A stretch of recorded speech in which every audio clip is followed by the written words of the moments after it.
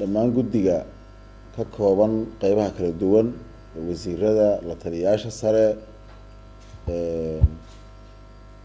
xafiisyada kala duwan ee dowladda iyo dowladaha xubnaha ka dowladda federaalka ah ka kooban waxaan ku salaamay salaanta islaamka assalaamu calaykum waraxmatullahi wabarakaatu. salaan kadib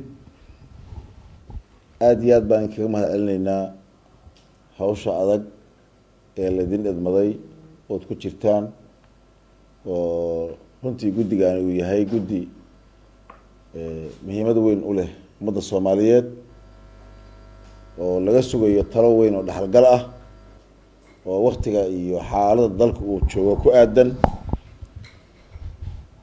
inaad shaqaynayseen waqti ku habboonaa aad ku howlgasheen aada baa ugu mahadsantihin. inagu maantay waxaan kasoo bilownay sida wasiirka dastuurka wasiir saalax uu ku warbixiyey haddaba uu xusay safar shaqo oo gaaban baan dibadda ugu maqnayn.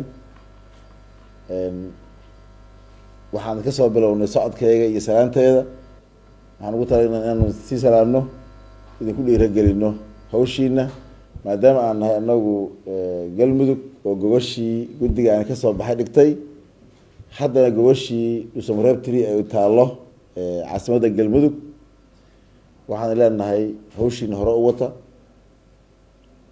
gogashii dhuusamareeb tiri waa diyaar dhawaanna waxaan sugaynaa insha allah inaad timaadaan oo goobtii iyo gogashii aad timaadaan waa idinku tahanideyneynaa runtii waa idinku hambalyeyneynaa hawshiina wanaagsan inaguna waa dhaqaaqaynaa waa idinka sii horeynaa ama waa wada soconaa siday noqotaba laakiin haddan gogashii iyo hawsheedii baan gudagelaynaa maadaama waqtigii la joogo oo aan waqti badan ka dhimanayn oo ay tahay maanta waxa ka dhiman 15 August 3 beri. intii hadda la xusay oo maamulada qaar ku dhimanna waxaan rajaynaynaa inay soo gaaraan yimaadaan la siiyo hawshaan guddigaani uu u fadhiyo ahmiyadda ay leedahay oo ay u leedahay Soomaali maanta u leedahay iyo waqtiga la joogo. annaga maadaama aan gogoshi dhignay daanahay reer galmudug guddiga iyo howlgelidiisa waxaan u haynaa fadli gaara waan idin mahad celeynaa si gaar ah inoo taabanaysa. waxaan kugu nimid inaan idhaahno fadhigii iyo gogoshiina waa diyaar goobtii aad kusii howlgeli lahaydeenna waa idin diyaar.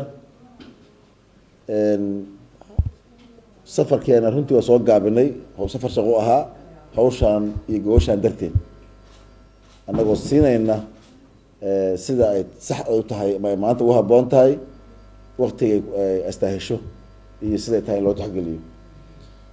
intaydan ka dhimanna waxaan leenahay walaalayaal soo gaara si hawsha ay noogu waqtigeedii noogu qabsoonto.